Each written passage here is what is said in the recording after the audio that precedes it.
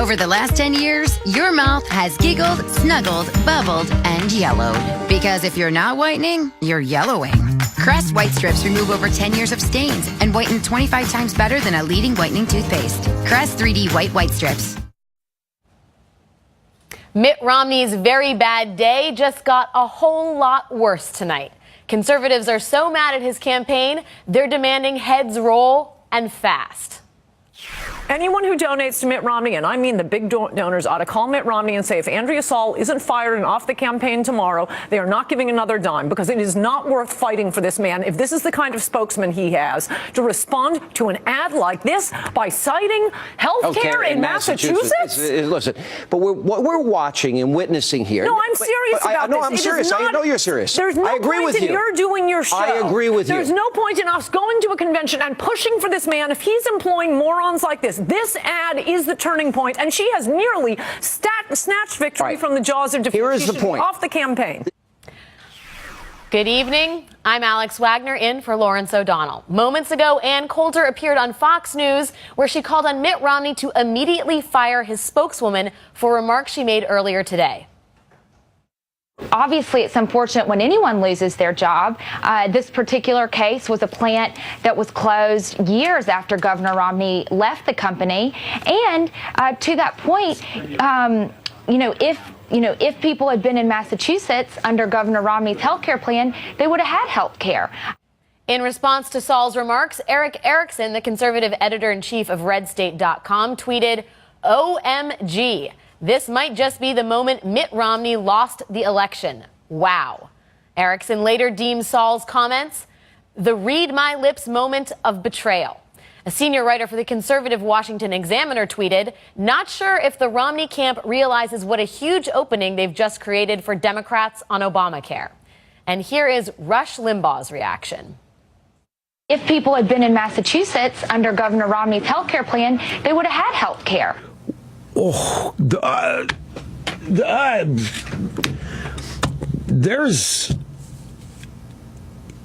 that's the potential gold mine for the Obamaites. Because they can say, well, yeah, and Romney Cares was the foundation for our plan, Obamacare, which they are already out there saying. A conservative editor for RedState.com tweets today, "What conservatives are doing regarding Andrea Saul's comments is the same as how you housebreak your dog. Romney needs to know not to go there." Here is the dog urinating on the carpet today in Iowa. We've got to do some reforms in health care, and I have some experience doing that, as you know, and I know how to make a better setting than the one we have in health care. With 90 days until the presidential election, a new Washington Post poll shows President Obama leading Mitt Romney on favorability by a 19-point spread. 53% view President Obama favorably, 43% view him unfavorably. 40% view Mitt Romney favorably, while 49% view him unfavorably. Romney's unfavorable score has increased 18 points this year.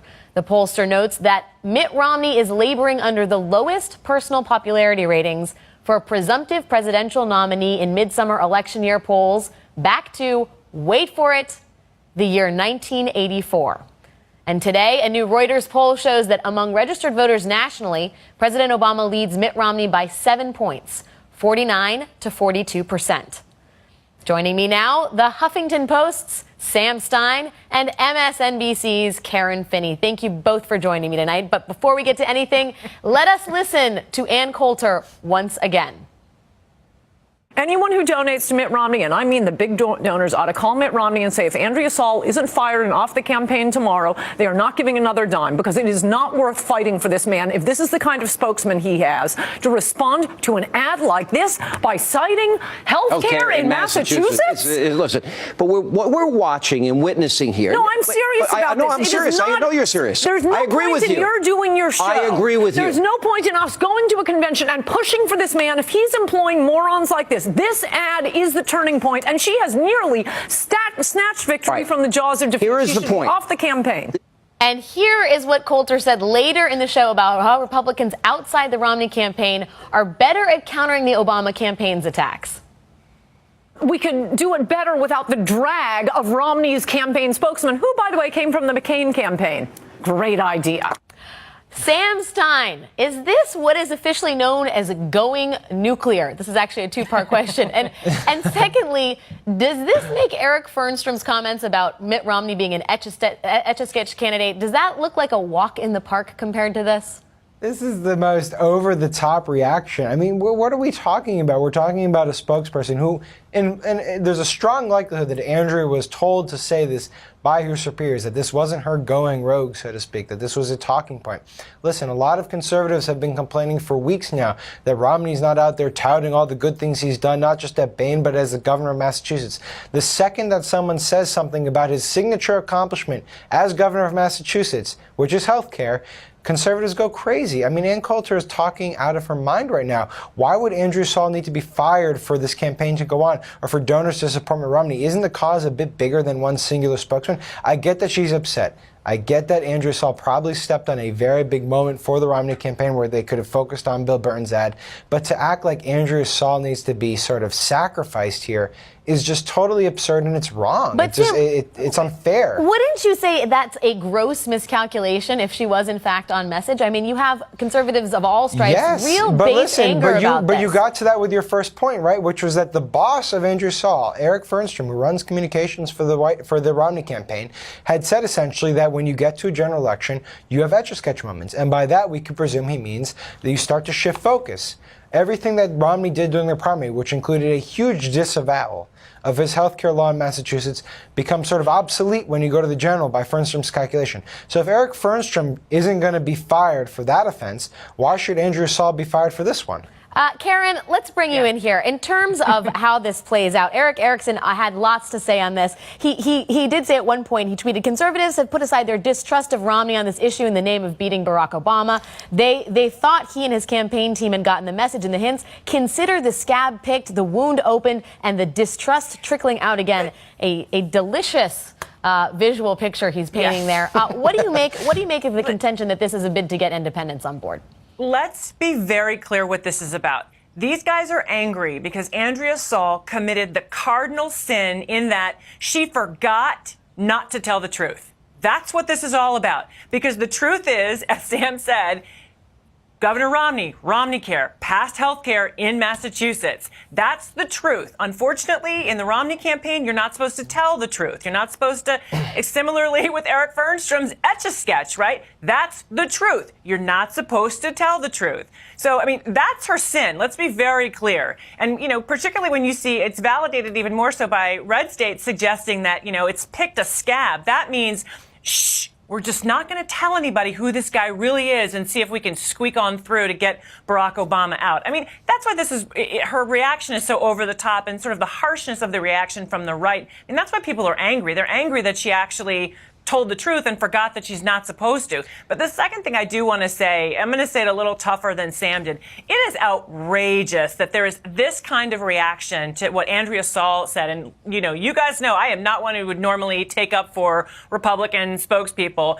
But if they're going to fire her, it's very sexist to say that. And then they didn't say that when it came to Eric Fernstrom, who not only made the Etch-a-Sketch comment, but has on multiple occasions made far greater foot-in-mouth disease caused problems for this campaign. So if we're going to talk about firing people who are going to make big mistakes that are bad for the campaign, they should be looking at the men as well. Karen, you know, you have stood in the role of spokesperson. Do you think that this could be, you know, in fact, that Andrea was on message? I don't, you know, Sam and I were talking about this in the making room. I don't think so. I don't get the sense that this was the kind of thing where before she went out there, she said, here's what I'm going to say. Is everybody okay with this? Particularly watching the tape, it seemed more like, you know, on the spot, she sort of thought of it and put it out there. Because again, remember, when it comes to Mitt Romney's health care, supposedly the way they're trying to, you know, thread the needle and split the hairs is just that was the Massachusetts solution. That may not be right for everybody, but the idea of having some kind of health care reform isn't a bad thing. So I think she messed up in the context of this campaign. But again, I don't think that this was an intentional comment. Sam, as we talk about how this sort of makes its way through the world and into the ether, one thing is probably for certain, and that is that the Obama campaign is going to make hay out of that. The president has already sort of danced around the subject and touched it a little bit today at a campaign event earlier today. Let's play that sound with President Obama talking about Romney's health care plan. He wants to kill Obamacare. I'm implementing Obamacare because it was the right thing to do. If that's what Mr. Romney wants to get rid of, despite the fact that he did the same thing in Massachusetts, it worked pretty well,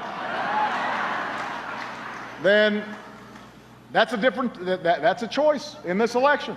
So, Sam, is it a day? Is it a matter of minutes? Is it a matter of hours before this becomes a new web ad from the Obama campaign? I mean, yeah, it looks like this thing could take off at any moment. I mean, the visual of one campaign, the Romney campaign, talking positively about Romneycare and getting just absolutely hammered by their base, and the other campaign, the Obama campaign, talking positively about Obamacare, ostensibly the same bill, and getting absolutely huge cheers from his base, is striking. And it goes to show you that Republicans never actually expected much out of Mitt Romney. I mean, the fact that Ann Coulter expected him to just summarily ignore his signature legislative accomplishment as governor of Massachusetts goes to show you what kind of respect they had for him as a politician. They weren't voting for someone who was governor of Massachusetts. They were voting for a vessel, I guess. And it's sad to see that Andrea Saul is going to take the brunt of this because on strict policy terms, she did not contradict the Romney message. The Romney message has always been that he passed a law as governor of Massachusetts for Massachusetts, not for the nation at whole. She said nothing that contradicted that message, but apparently the rules for the Republican Party are you can't even talk about Romneycare, and I think that's absurd. You can't tell the truth. That's their message. And here's the thing.